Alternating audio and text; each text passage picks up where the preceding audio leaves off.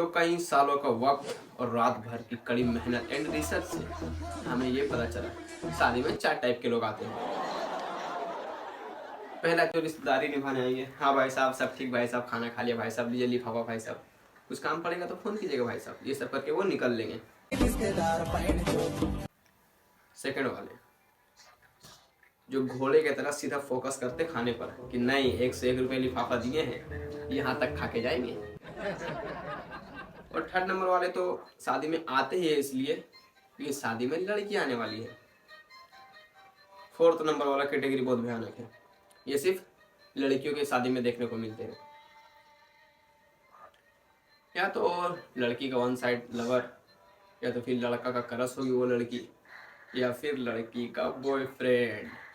उधर दुल्हन मस्त एकदम तैयार हो रही है, लहंगा वगैरह पहन रही, इतनी खुश है कि 32 की जगह उसकी 34 दांत दिख रहे हंसते हुए। और उधर सस्ता आशिक पौवा मार के सैड सॉन्ग सुन रहा, वो भी डीजे में। मैं फिर भी तुमको चाहूंगा, इस चाहत में मर जाऊंगा। दुल्हन उधर खिड़की से चिल्ला के बोलती है, मर जाना भोसड़ी के, सुना किसे रहा। इस बेवड़े को इनवाइट किसने किया यार। उधर दुल्हन फुल गुस्से में, इधर उसका सस्ता आशिक ब्रोकन हार्ट सॉन्ग की लंबी लिस्ट लेके बैठा है कि ये खत्म हो तो ये बजाओ। इन चूतियों आशिकों को ना शादी में सिर्फ एक ही काम होता है, सैड सॉन्ग बजाना, वो भी अरिजीत सिंह की। लाइन बाय लाइन ये आधे घंटे से अरिजीत सिंह की सॉन्ग बजा रहा था।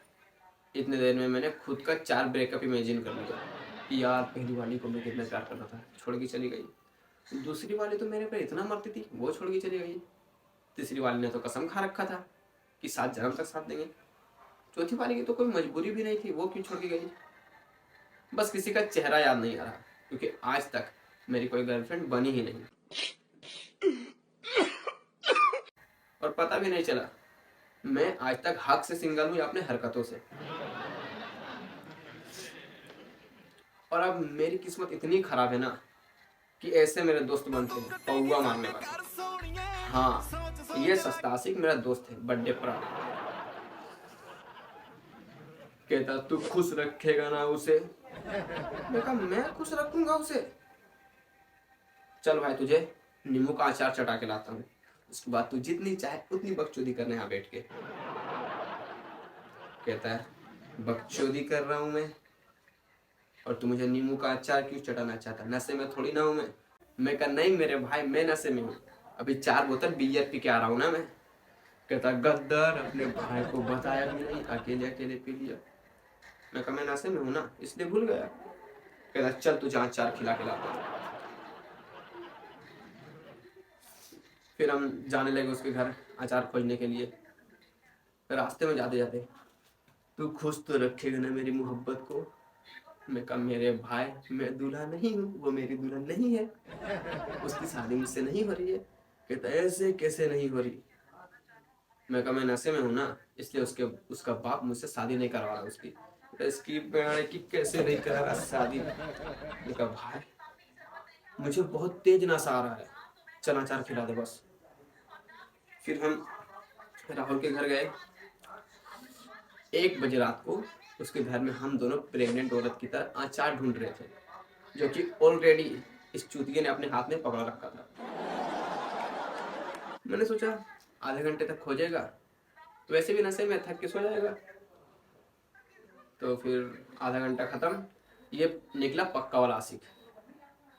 1 घंटे तक खोज रहा है अचार का डब्बा हाथ में पकड़ के। मैंने कहा छोड़ो इसको खोजने दो, मैं साइड में बैठ के टाइगर 3 मूवी इंजॉय करता हूँ। मैं साइड में बैठ गया, मस्त मूवी इंजॉय करने लगा। ये चमन चूतिया कहता है क्या देख रहा है। मैंने कहा अचार का डब्बा देख रहा हूँ, देखेगा। कहता मिल गया। मैंने कहा नहीं भाई। उसके वो साइड में आके बैठा। मैंने कहा एक जादू देखेगा। कहता दिखा। मैंने कहा अपना आँख बंद कर।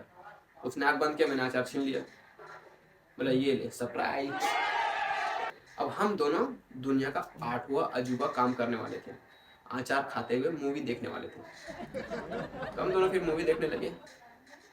ये बोलता है करण अर्जुन घोड़े से हेलीकॉप्टर में कब आ गए।